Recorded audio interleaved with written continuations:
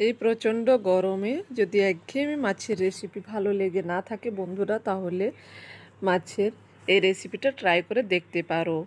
মৌরি বাটা দিয়ে মাছের ঝোল, এই রেসিপিটা গরমে কিন্তু যেমন পেট ঠান্ডা রাখে বন্ধুরা, সেরকম খেতেও খুব সুস্বাদু হয়। তো চলো কিভাবে বানিয়েছি ভিডিওটা দেখতে থাকো, আশা করছি ভালো লাগবে তোমাদেরকেও। তোমরাও কিন্তু এভাবে বানিয়ে খেতে পারো। এখানে আমি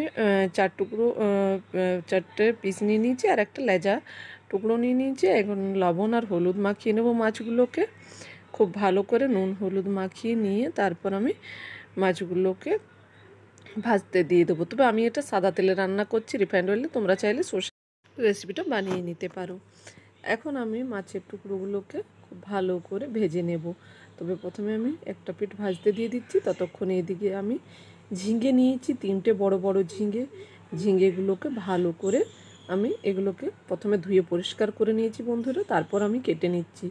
কাটার পরে ঝিঙেগুলো ধুবো না, কারণ ঝিঙের মধ্যে এমনিতেই প্রচুর পরিমাণে জল বার হয়, তাই ধুয়ে পরিষ্কার করে নিয়ে ঝিঙেটা কাটার চেষ্টা করবেন। এদিকে আমি ঝিঙেটা কেটে নিয়েছি, আর এদিকে মাছটাও আমার ভাজা হয়ে গেছে। একটা পিঠ ভাজা হয়ে গেছিলো, তারপর অপর পিঠটা উল্টো পাল্টে আমি মাছটাকে একটু কড়া করে ভেজে নিয়েছি। তো ঝিঙেটা কেটে সাইডে আমি রেখে দিয়েছিলাম, মাছটা উঠিয়ে নিয়েছি। তারপর ওই তেলেই আমি ঝিঙেটাকে ভেজে নেব। তবে ঝিঙেটা ভাজবো আমি লবণ দেবো, এখানে হলুদ দিচ্ছি না।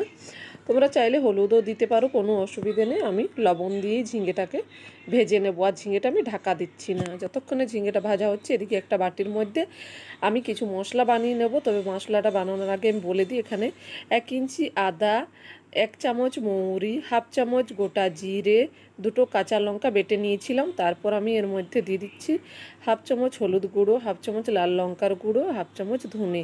গোটা ধনে থাকলেও তোমরা একসঙ্গে বেটে নিতে পারো। এটাকে ভিজিয়ে আমি একটা সাইডে রেখে দিচ্ছি মশলাটা।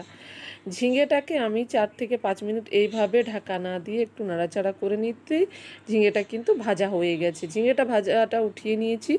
ঝিঙে ভাজাটা উঠিয়ে নিয়ে তারপর আমি কড়ার মধ্যে আবারও 2 চামচ রিফাইন্ড অয়েল দিয়ে তেলটা ভালো করে গরম করে নিয়ে এর মধ্যে 1 চামচ 5 ফোড়ন, 2টো লং, 3টে এলাচ, 2 টুকরো দারচিনি, একটা শুকনো লঙ্কা ফোড়ন দিয়ে দিয়েছিলাম। তারপর একটা মিডিয়াম সাইজের আলু কেটে রেখেছিলাম, আলুটাকে দিয়ে নাড়াচাড়া করে আলুটাকে আমি ঢাকা দিয়ে ভেজে নিয়েছিলাম যতক্ষণ না আলুটা সেদ্ধ হয়েছে।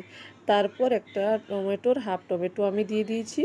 এখানে টমেটোটা দিয়ে নাড়াচাড়া করে নিয়ে যে মশলাটা আমি একটু ভিজিয়ে রেখেছিলাম, বাটা মশলার সঙ্গে গুঁড়ো মশলাটা, সেটা দিয়ে আমি মশলাটা বাটি ধোয়া জল দিয়ে মশলাটা 2 থেকে 3 মিনিট একদম লো টু মিডিয়াম আছে কষিয়ে নিয়েছি।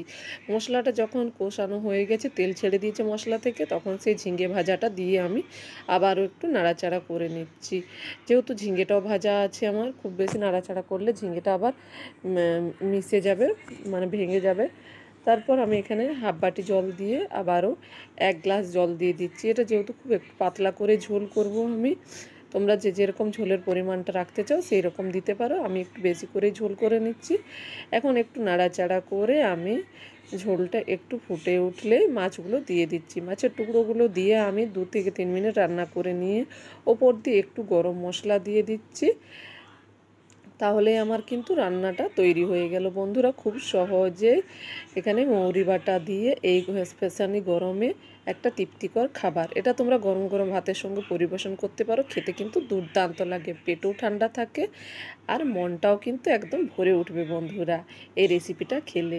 মৌরি বাটা মাছের ঝোলের যেমন স্বাদ, তেমন কিন্তু গন্ধেও বন্ধুরা দুর্দান্ত লাগে, অপূর্ব এর স্বাদ, খেতে অসম্ভব সুন্দর। তাই তোমরা যদি বাড়িতে বানিয়ে থাকো অবশ্যই কমেন্ট বক্সে করে কমেন্টে জানাতে ভুলো না বন্ধুরা। সবাই ভালো থাকবে, সুস্থ থাকবে, আবার নতুন রেসিপিতে দেখা হবে। অলরেডি আমার ছেলে কিন্তু খেতে স্টার্ট করে দিয়েছে বন্ধুরা।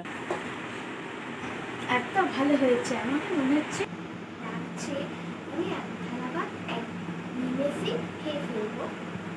আপনাদের যদি এটি ভালো লেগে থাকে তাহলে লাইক, শেয়ার, সাবস্ক্রাইব আর কমেন্ট করে অবশ্যই জানাবেন আপনাদের এটা কেমন লেগেছে। আশা করছি আপনারাও বাড়িতে একদিন বানিয়ে খেয়ে দেখবেন বন্ধুরা। আর ডিস্টার্ব করছি না আমার ছেলেকে, ও খেতে থাকুক বন্ধুরা। আবার নতুন